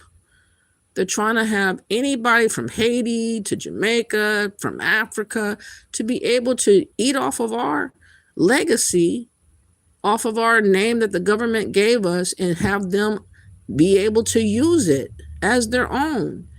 And at the same time, they have a separate identity that they can double dip in and out of our identity, advancing over us. Is that fair? That's not fair. But the Democrats have been doing that. That's why they have to be barred and blocked from having access to power again, because they kick us down when we're down, and they want to make sure that we stay down. So I'm going to rock for the Republicans. Yeah, the Republicans are not coming out with all kinds of things to help us out per se, but by default, because I am an American, we still get helped just by that alone. And right now, that's what we have to accept, because anything else is going against your own self. It's not serving your own kind. And we need to band together with all Americans in America, regardless of what color they are. Just as long as they have allegiance to America, as long as they see American first, we have to band with those types of people and do away with all this global stuff, because they've been trying to globalize America. This is not a we are the world, though. This is not a globalization. Globalization is not good for us. It's taking us away from our plight. It's taking us away from our stance in sovereignty, autonomy, and our consent to be who we are. So no, Democrats don't get no love at no time. I learned and woke up after Obama, and I really woke up now. So ain't no turning back anymore. All right, let me see what you guys have to say. Trump has, okay, I read that. How many court cases has he won recently? I don't know, but he's strategic, I must say, Mouse. He was blocked by a judge for those countries that he was trying to ban, but then he turned around and did the visa pause. So he's being very strategic. He's acting everything that's being done against what he's trying to do. I'm pretty sure that he's going to still try to follow up, or the Congress is going to try to follow up to make those countries that he tried to ban be banned. It's like, why is it that America is supposed to be an open door policy for everybody? Everybody else can have any type of policy that they want. They can keep people out. They can kick people out. But when it comes to America, somehow we got to be an open policy, an open door policy. That's not fair. America is number one for a reason. And we cannot lose sight of the fact that freedom and sovereignty does matter. most of all. That's why everybody's fleeing over here, for freedom and a voice and sovereignty. But we as Americans, we treasure it. We should treasure it the most. Think about all the other places you can go to and you don't have a voice. You don't have a choice. You don't have no opportunities. You don't have no hope. You don't have no dreams. We have to strengthen America, not weaken it. So that's the way I feel about it. I don't care what people say. It's okay. You said Trump has been shot, tried for fake crimes. He's the people's president. He definitely put his neck on the line, and you can only respect him. Somebody that has to walk around every day with assassination attempts. Every day, he has to worry and wonder about any potential assassination attempt. And he doesn't even care. He doesn't bat an eye. That's courage. That's somebody that is serious about his position and his plight here as a president. I can only respect it, because not many other people is going to know that this could be your last day, and they still get up every day, come rain, shine, or cold, whatever, and still do your job. I mean, he's an elderly guy. He still moves around like he's like 35 years old. I mean, come on, give him credit. You said Trump's the GOAT. Yes, he is. You said alien.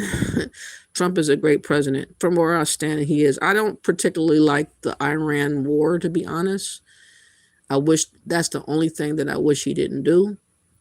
But again, I don't have a eagle bird's eye view over that issue to really fully grasp what he's doing and why. I just pray that it's going to be over sooner than later and don't drag out for many, many years. That's what I pray for. Oh my God, get iced. Yeah, ice is our friend. I pray for the ice not having incidents of losing their life, having guns drawn on them, or anything like that. I pray that, Americans would stand down and get out the way of ICE and let them do their job, so there won't be no hiccups or controversies or somebody getting shot or unalived. It's not fun having that happen, but it's a very dangerous job, and people need to give ICE more respect than they are. They founded the KKK, nothing has changed. Stewart says, why do you say they funded the KKK? Or how do you know? Are you a part of the KKK, Stewart? Michael says, America has been globalized since the 1860s. What do you mean? Can you elaborate? Red team, blue team is both Freemason team fools. Okay. Well, yeah, I understand that they pretty much is a two-party situation, but one is a traitor for the whole entire America. I think the Democrats is the biggest traitor. They're treasonous. Look at how they're acting. Look at that mayor in New York running around a communist. I mean, I never thought I'd see the day. A communist, someone that doesn't like America at all, someone that doesn't respect laws and immigrants that come over here illegally to get out. Like, look at how he's talking and moving. I mean, it's ridiculous. Look at Ilhan Omar. How does she get in power? All the fraud that the Somalians been doing. I mean, I'm glad she's getting, her son just got hemmed up, I heard today. Her son got someone bum rushed and got his ass.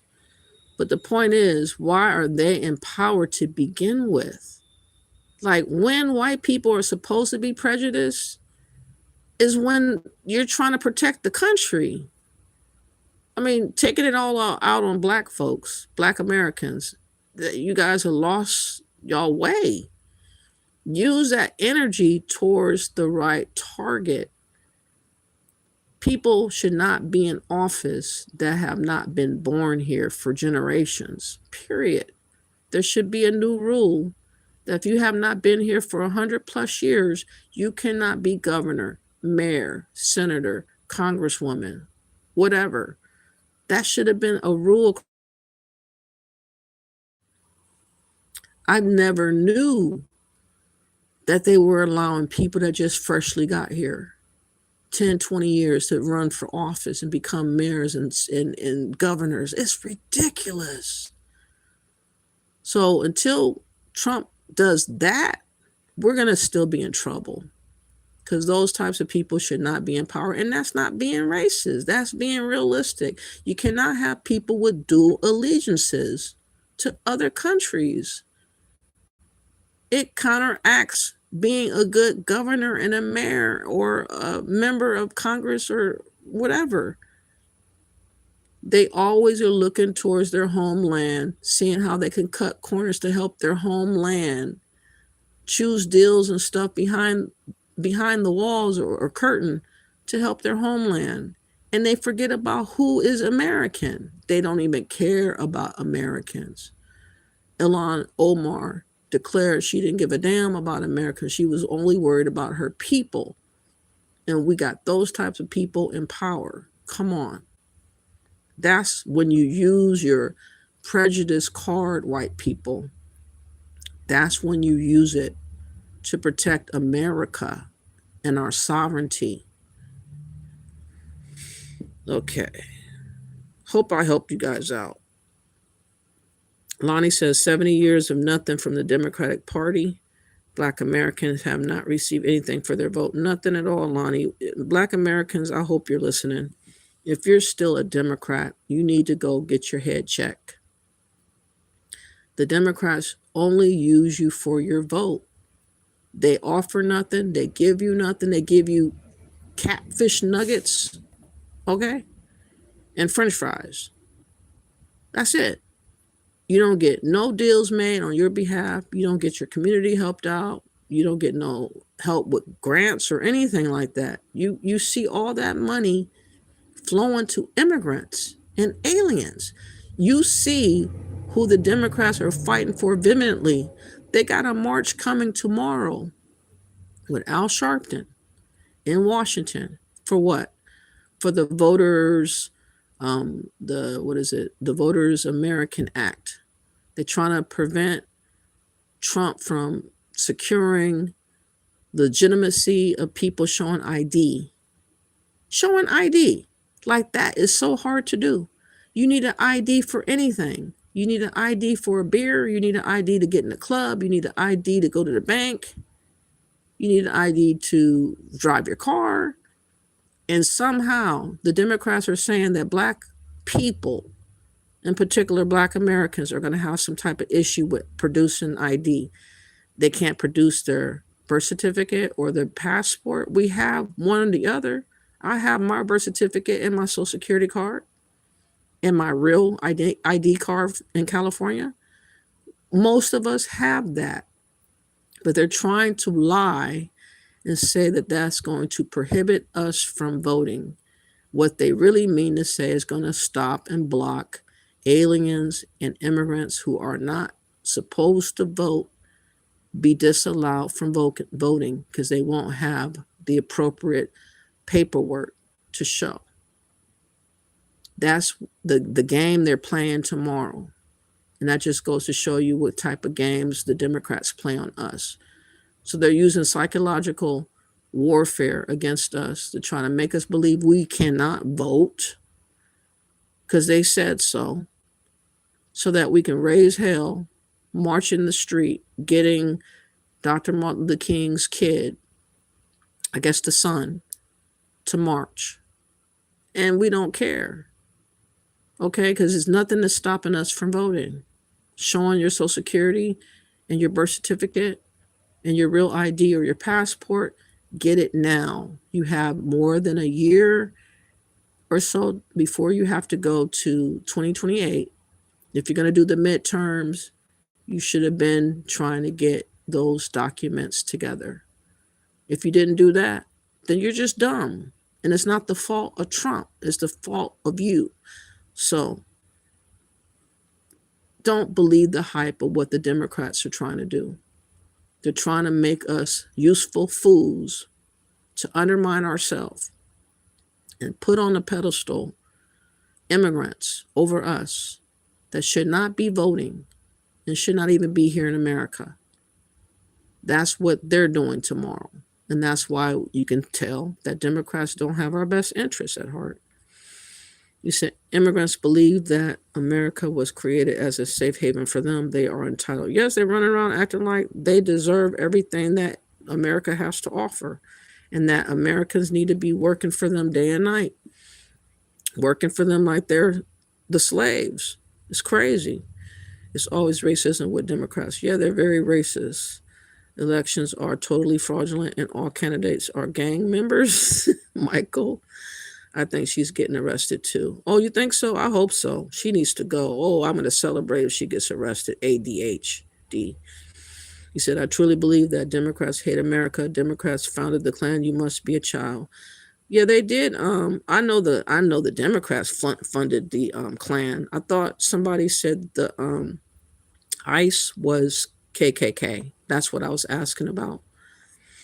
He said, yeah, paying attention to facts helps. Spoken like a true racist. I'm not a racist, Briggs. I am a Black American. How can I be a racist? I don't have no power to do anything to nobody. I can't kick anybody out. I can't block nobody from housing.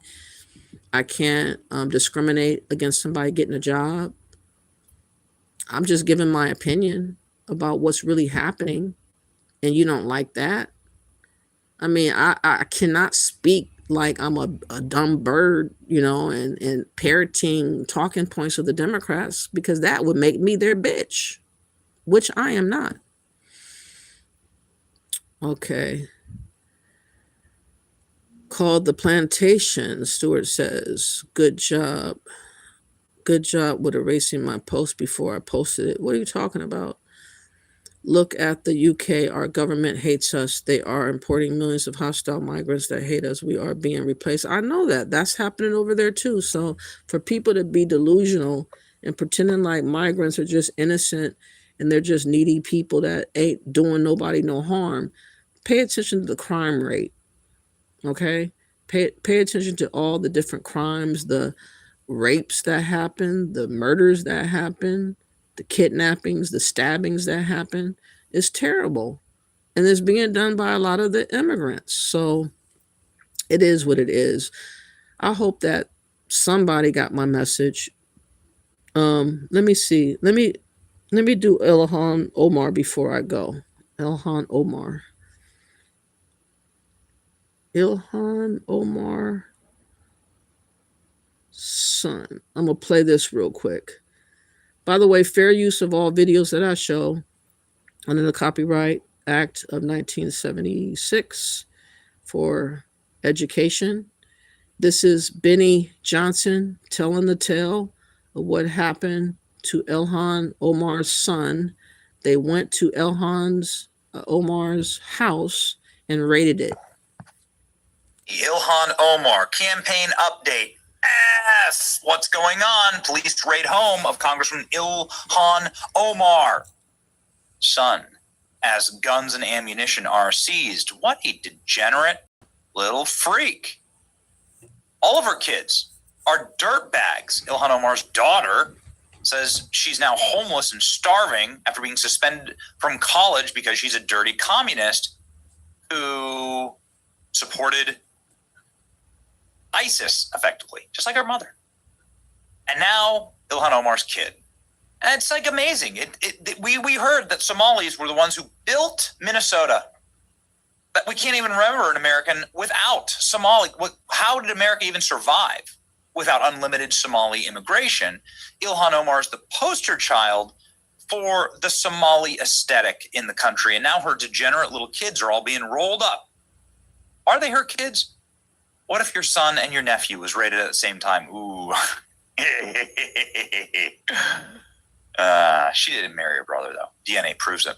Police raid home of Ilhan Omar's son, seize guns and ammunition. Let's go ahead and read here just the facts. Just the facts, man. Police raid home of Ilhan Omar's son. What's going on here? Police in Minneapolis raided an apartment where Ilhan Omar's son lives. They seized firearms before arresting his roommate. Uh-oh. trying their best. Here we go. According to the outlet Alpha News, law enforcement said the search warrant was carried out at the home of Ilhan Omar's son, Aden. Okay. They recovered guns and ammunition from the home, arrested the roommate. Well, it's probably then unregistered firearm, I'd assume. I mean, there are illegal firearms, and you can be in illegal possession of them, and these are very serious charges. Let's keep reading. Earlier in the day, the city's police department said in a statement to the Daily Mail that they conducted a traffic stop and cited the roommate for no proof of insurance and no license. The roommate's name is Abdul Rahimman Abdi. Okay, classic Minnesota name there. The department said that Abdi was released at the scene the vehicle was being processed and impounded. They found a firearm inside. Oh no. Officers later tracked Abdi's address to Marquette Avenue, where they arrested him without incident in front of Ilhan Omar's son. He's being booked on a weapons charge right now, records show. That's what you got, y'all. So for those that still feel like we're being mean when we speak about the migrant crisis situation and not a favorable light for us to be wide open, for them to come over here and, look at what's happening to UK. Let me see. Main concern. What is your main concern? My main concern is the safety of women and children of the local British people and me. I'm a retired American, U.S. military plus civil service for 30 years. I live in this local community of 26,000 people. But my real concern right now is we have nobody thinking about the security. 8 miles from here, we have RAF Lakenheath with up to 6,000 troops there. And another 4 miles away, we have RAF Mildenhall with another 4,000. They have wives, children, dependents. They live in these communities around the area here. I'm really concerned for their safety. Over here, just down the road, about 5 miles, another RAF camp, RAF Huntington, 15 to 1,600 British troops in there. The key to all these troops is they're fighting a war in Iran. We've all take action down there. I'm worried that if this camp opens up for 1,250 illegal, unvetted asylum seekers to come in here, nobody knows their history. A lot of their passports have been thrown into the water in the ocean, and now we're going to house them here. They will have free run out of here to go 1.5 miles around that corner up into Thetford. Sit on the park benches and do things like that. My real fear is a bomber. If I'm an IRGC commander somewhere in Iran, that would suit me just fine. I'm looking for one out of 1,250 who's willing to put on a vest and blow himself up in a marketplace or at the gates of one of these military bases. This is the one issue the Home Office and the British government have not looked at. What is your main concern? And he's speaking real talk. And now listen to this other lady. She was. You don't feel safe coming here Hold anymore? on. Is that No, right? I don't. You don't feel safe coming here anymore? Is that No, right? I don't come alone. If I come to face 2, 3, 4 men, 20 men, what will I do? Outside your beautiful farmhouse, which you renovate, or you want to renovate, but obviously you're too scared to come back here because of the migrants. This spot here is where your CCTV caught them running through as they sort of chose this as a route towards the sea. Is that right? They broke into the property and broke the fences. There are people coming from everywhere. They arrive at the station, then they spread everywhere. So sometimes you can see at the bus station 100 people, sometimes 3, 4. We don't have big lines, but people try to be discreet.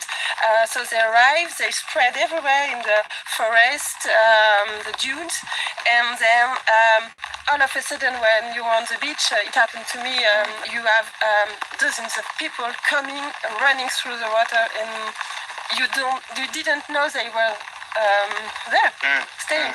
It's supposed to be our property, but we are not free to come. You don't feel safe coming here anymore? Is that right? So there you guys have it. There's legitimate reasons for a country to feel some kind of way about migrants that's coming from all over the world that you don't know. You don't know what they're capable of. You don't know what they might be triggered to do with being frustrated and feeling like they're rejected and whatnot. And they're going to retaliate against the women and kids. That's just what it is. And that's what I don't want to happen here in America as well. So hopefully they'll get their stuff together to take notes of what they've seen America do, and they will follow suit. Because without, again, sovereignty, your country is in trouble. So thank y'all for listening. If you have not yet, please hit that like button. In about 15-20 minutes, I'm planning on going live on TikTok. For those that want to follow me there, I am 4Black00. I will be going live in about 20 minutes. I want to play some music for Dolly Parton, who passed. I want to play some of her music and just kind of chill and take it easy, since this live was kind of crazy, listening to the King of Ghana beg for our money to go towards Africa and trying to obligate us and put the weight and shackles on our shoulder. And I hope that we wake up and not allow this King Tutu II to run away with anything. I hope he leaves America with nothing. And I hope that we just wake up and understand that people are just trying to take advantage of us. We got to protect ourselves against all odds. Thank y'all for coming through. You said no more money to any other country besides our own. I know that's right. It should be that way. Thank y'all for coming through. Please hit that like button. Please share and subscribe, and bless up.